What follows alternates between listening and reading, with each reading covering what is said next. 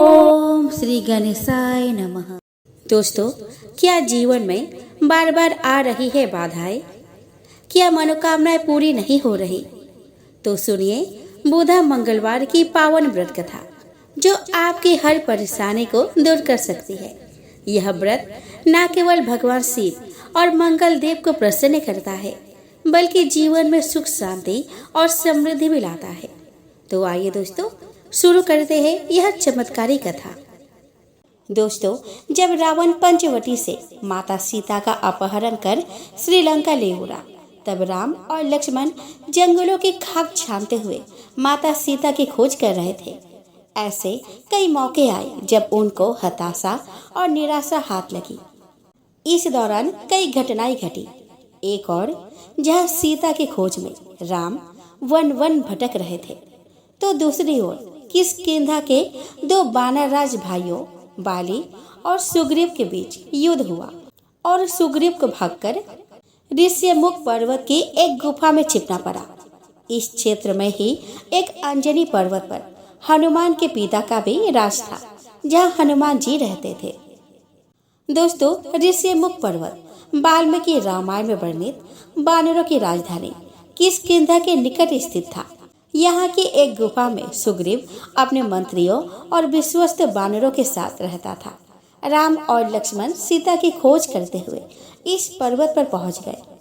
श्री रघुनाथ जी फिर आगे चले। ऋष्यमुख पर्वत निकट आ गया। वहाँ ऋष्यमुख पर्वत पर मंत्रियों सहित सुग्रीव रहते थे। अतुलनीय बल की सीमा। श्री रामचंद्र जी और लक्ष्मण जी को आते देखकर वे भयभीत हो गए। जब सुग्रीव ने राम और लक्ष्मण को देखा तो वह भयभीत हो गया। इतने बलशाली और तेजस्वीवान मनुष्य उसने कभी नहीं देखे थे।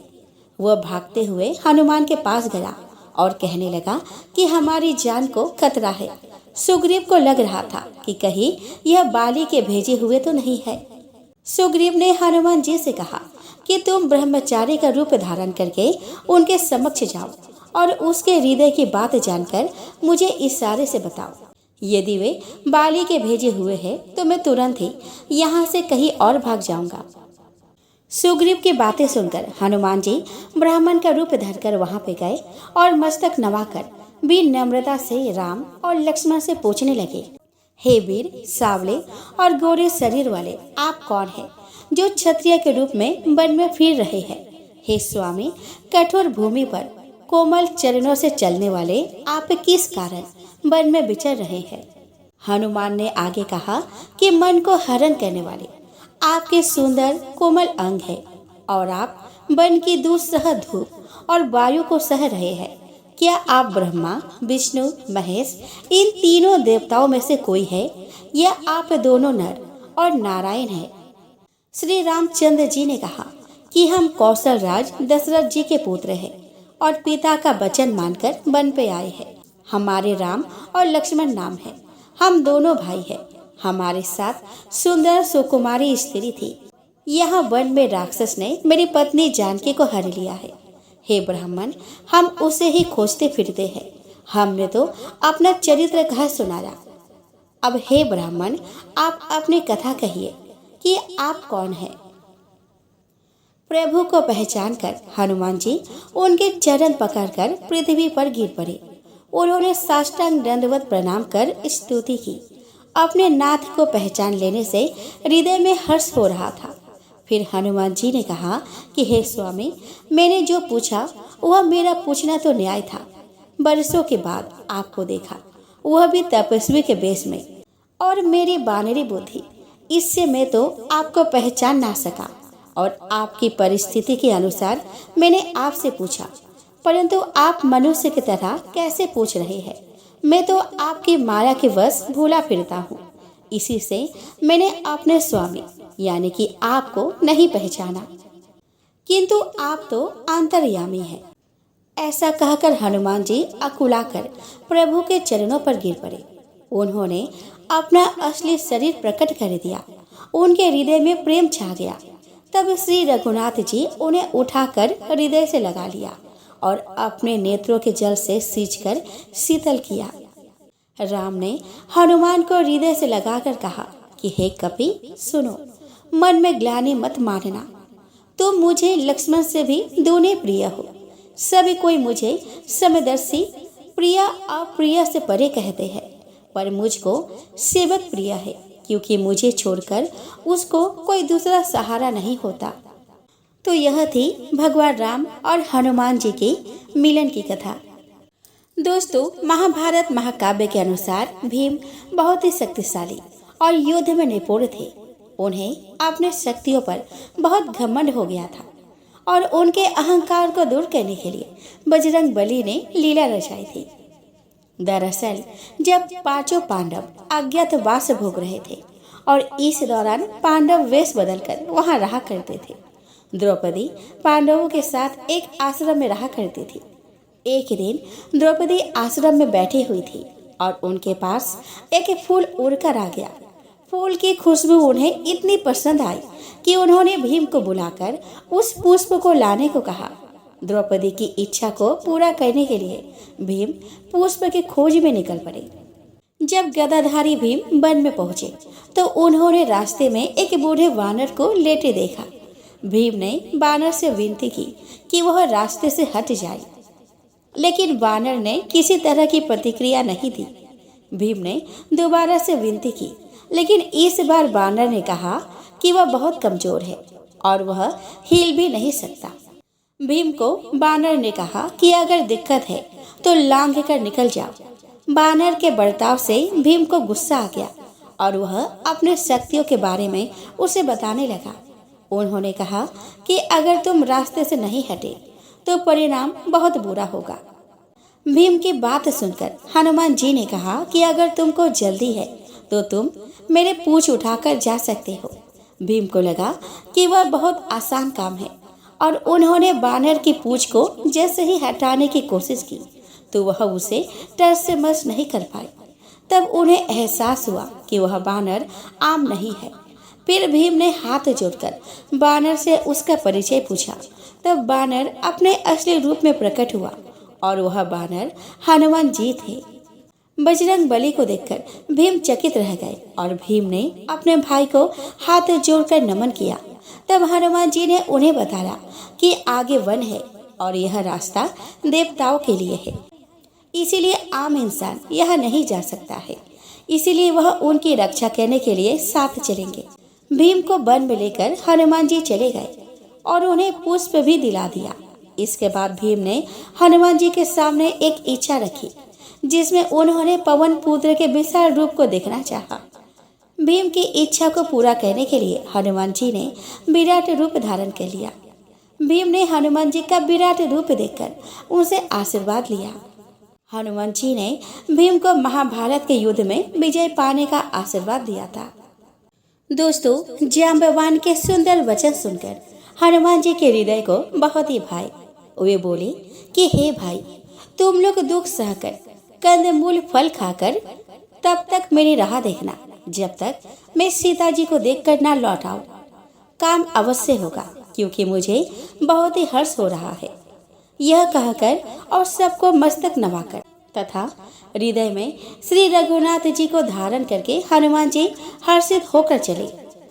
समुद्र के तीर पर एक सुंदर पर्वत था। हनुमान जी खेल से ही कूदकर उसके ऊपर जा चढ़े और बार बार रघुवीर का स्मरण करके अत्यंत बलवान हनुमान जी उस पर से बड़े वेग से उछले। जिस पर्वत पर हनुमान जी पैर रख कर चले वह तुरंत ही पाताल में धंस गया। जैसे रघुनाथ जी का अमोघ बाण चलता है, उसी तरह हनुमान जी चले। समुद्र ने उन्हें रघुनाथ जी का दूत समझकर मैनाक पर्वत से कहा कि हे मैनाक, तो इनकी थकावट दूर करने वाला हो, अर्थात अपने ऊपर उन्हें विश्राम दे। हनुमान जी ने उसे हाथ से छू दिया, फिर प्रणाम करके कहा कि भाई, श्री रामचंद्र जी का काम किए बिना मुझे विश्राम कहा। देवताओं ने पवन पुत्र हनुमान जी को जाते हुए देखा। उनके विशेष बल बुद्धि को जानने के लिए उन्होंने सुरसा नामक सर्पों की माता को भेजा। उसने आकर हनुमान जी से यह बात कही, आज देवताओं ने मुझे भोजन दिया है। यह वचन सुनकर पवन कुमार हनुमान जी ने कहा कि श्री राम जी का कार्य करके मैं लौट आऊं और सीता जी का खबर प्रभु को सुना दूं, तब मैं आकर तुम्हारे मुंह में घुस जाऊंगा तो मुझे खा लेना। हे माता, मैं सत्य कहता हूँ, अभी मुझे जाने दे। जब किसी भी उपाय से उसने जाने नहीं दिया, तब हनुमान जी ने कहा कि तो फिर मुझे खा ना ले। उसने योजन भर मुंह फैलाया, तब हनुमान जी ने अपने शरीर को उससे दूना बढ़ा लिया। उसने 16 योजन का मुख किया तो हनुमान जी तुरंत ही 32 योजन के हो गए। जैसे जैसे सुरसा मुख का विस्तार बढ़ाती थी, हनुमान जी उसका दूना रूप दिखलाते थे। उसने 100 योजन मुख किया, तब हनुमान जी ने बहुत ही छोटा रूप धारण कर लिया और वे उसके मुख में घुसकर फिर बाहर निकल आए और उसे सिर नवाकर विदा मांगने लगे। उसने कहा कि मैंने तुम्हारे बुद्धि बल का भेद पा लिया, जिसके लिए देवताओं ने मुझे भेजा था। तुम श्री रामचंद्र जी का सब कार्य करो, क्योंकि तुम बल बुद्धि के भंडार हो। यह आशीर्वाद देकर वह चली गई। तब हनुमान जी हर्षित होकर चले। समुद्र में एक राक्षसी रहती थी। वह माया करके आकाश में उड़ते हुए पक्षियों को पकड़ लेती थी। आकाश में जो जीव जंतु उड़ा करते थे, वह जल में उनकी परछाई देखकर उस परछाई को पकड़ लेती थी, जिससे वे उड़ नहीं सकते थे और जल में गिर पड़ते थे। इस प्रकार वह सदा आकाश में उड़ने वाले जीवों को खाया करती थी। उसने वही क्षण हनुमान जी से भी किया। हनुमान जी ने तुरंत ही उसका कपट पहचान लिया। पवन पुत्र धीर बुद्धि वीर श्री हनुमान जी उसको मारकर समुद्र के पार गए। वहां जाकर उन्होंने वन की शोभा देखी। मधु के लोभ से भौरे गुंजार कर रहे थे। अनेकों प्रकार के वृक्ष फल फूल से शोभित थे। पक्षी और पशुओं के समूह को देखकर तो वे मन में बहुत ही प्रसन्न हुए। सामने एक विशाल पर्वत देखकर हनुमान जी भय त्याग कर उस पर दौड़कर जा चढ़े। शिव जी कहते हैं कि हे उमा, इसमें बानर हनुमान की कुछ बड़ाई नहीं है। वह प्रभु का प्रताप है, जो काल को भी खा जाता है। पर्वत पर चढ़कर उन्होंने लंका देखी। बहुत ही बड़ा किला है। वह अत्यंत ऊंचा है। उसके चारों ओर समुद्र है। सोने के परकोटे का परम प्रकाश हो रहा है। विचित्र मणियों से जरा हुआ सोने का परकोटा है। उसके अंदर बहुत से सुंदर सुंदर घर है। चौराहे, बाजार, सुंदर मार्ग और गलियां है। सुंदर नगर बहुत प्रकाश से सजा हुआ है। हाथी, घोड़े, खच्चरों के समूह तथा पैदल और रथों के समूह को कौन गिन सकता है। अनेक रूपों के राक्षसों के दल है। उनकी अत्यंत बलवती सेना वर्णन करते नहीं बनती। वन, बाग, उपवन, फुलवारी, तालाब, कुएं और बावलियां सुशोभित है। मनुष्य, नाग, देवताओं और गंधर्व की कन्याएं अपने सौंदर्य से मुनियों के भी मन को मोह लेती है। कहीं पर्वत के समान विशाल शरीर वाले बड़े ही बलवान मल्ल गरज रहे हैं। वे अनेकों अखाड़ों में बहुत प्रकार से भिड़ते और एक दूसरे को ललकारते हैं। भयंकर शरीर वाले करोड़ों योद्धा यत्न करके नगरी की चारों दिशाओं में रखवाली करते हैं। कहीं दुष्ट राक्षस भैंसों, मनुष्य, गायों, गधों और बकरों को खा रहे हैं।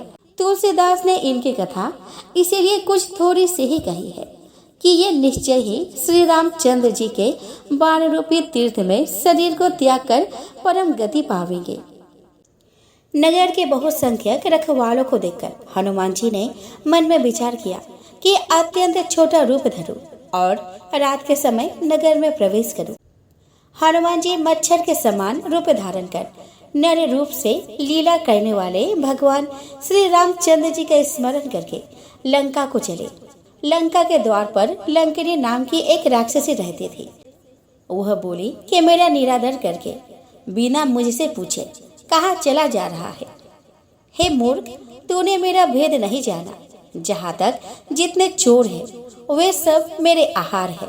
महाकवि हनुमान जी ने उसे एक घूसा मारा, जिससे वह खून की उल्टी करते हुई पृथ्वी पर लुढ़क पड़ी। वह लंकिनी फिर अपने को संभाल कर उठी और डर के मारे हाथ जोड़कर विनती करने लगी। वह बोली कि रावण को जब ब्रह्मा जी ने वर दिया था तब चलते समय उन्होंने मुझे राक्षसों के विनाश की एक पहचान बता दी थी कि जब तू बंदर के मारने से व्याकुल हो जाए तब तू राक्षसों का संहार हुआ जान लेना। हे तात, मेरे बड़े पुण्य है जो मैं श्री रामचंद्र जी के दूत को नेत्रों से देख पाई। हे तात, स्वर्ग और मोक्ष के सब सुखों को तराजू के एक पलड़े में रखा जाए तो भी वे सब मिलकर उस सुख के बराबर नहीं हो सकते जो क्षण मात्र के सत्संग से होता है। अयोध्यापुरी के राजा श्री रघुनाथ जी को हृदय में रखे हुए नगर में प्रवेश करके सब काम कीजिए। उसके लिए विष अमृत हो जाता है, शत्रु मित्रता करने लगते हैं, समुद्र गाय के खूर के बराबर हो जाता है, अग्नि में शीतलता आ जाती है। और हे गरुड़ जी, सुमेरु पर्वत उसके लिए रज के समान हो जाता है, जिसे श्री रामचंद्र जी ने एक बार कृपा करके देख लिया। तब हनुमान जी ने बहुत ही छोटा रूप धारण किया और भगवान का स्मरण करके नगर में प्रवेश किया। दोस्तों, एक समय की बात है, एक ब्राह्मण दंपति की कोई संतान नहीं थी, जिस कारण वह बेहद दुखी थे। एक समय ब्राह्मण वन में हनुमान जी की पूजा के लिए गया। वह उसने पूजा के साथ महावीर जी से एक पुत्र की कामना की। घर पर उसकी स्त्री भी पुत्र की प्राप्ति के लिए मंगलवार का व्रत करती थी। वह मंगलवार के दिन व्रत के अंत में हनुमान जी को भोग लगाकर ही भोजन किया करती थी। एक बार व्रत के दिन ब्राह्मणी ना भोजन बना पाई और ना ही हनुमान जी को भोग लगा सकी। उसने प्रण किया कि वह अगले मंगलवार को हनुमान जी को भोग लगाकर ही भोजन करेंगे। वह भूखी प्यासी 6 दिन तक पड़ी रही। मंगलवार के दिन वह बेहोश हो गई। हनुमान जी उसकी निष्ठा और लगन को देखकर प्रसन्न हो गए। उन्होंने आशीर्वाद स्वरूप ब्राह्मणी को एक पुत्र दिया और कहा कि यह तुम्हारी बहुत सेवा करेगा। बालक को पाकर ब्राह्मणी अति प्रसन्न हो गई। उसने बालक का नाम मंगल रखा। कुछ समय उपरांत जब ब्राह्मण घर आया तो बालक को देखकर पूछा कि यह कौन है। पत्नी बोली कि मंगलवार व्रत से प्रसन्न होकर हनुमान जी ने उसे यह बालक दिया है। ब्राह्मण को अपनी पत्नी की बात पर विश्वास नहीं हुआ। एक दिन मौका देखकर ब्राह्मण ने बालक को कुएं में गिरा दिया। घर लौटने पर ब्राह्मणी ने पूछा कि मंगल कहाँ है। तभी पीछे से मंगल मुस्कुरा कर आ गया। उसे वापस देखकर ब्राह्मण आश्चर्यचकित रह गया। रात को हनुमान जी ने उसे सपने में दर्शन दिए और बताया कि यह पुत्र उसे उन्होंने ही दिए हैं। ब्राह्मण सत्य जानकर बहुत खुश हो गया। इसके बाद ब्राह्मण दंपति प्रत्येक मंगलवार को व्रत रखने लगे। तो जो मनुष्य मंगलवार व्रत कथा को पढ़ता या सुनता है और नियम से व्रत रखता है, उसे हनुमान जी की कृपा से सभी कष्ट दूर होकर सर्व सुख प्राप्त होता है और हनुमान जी की दया के पात्र बनते हैं।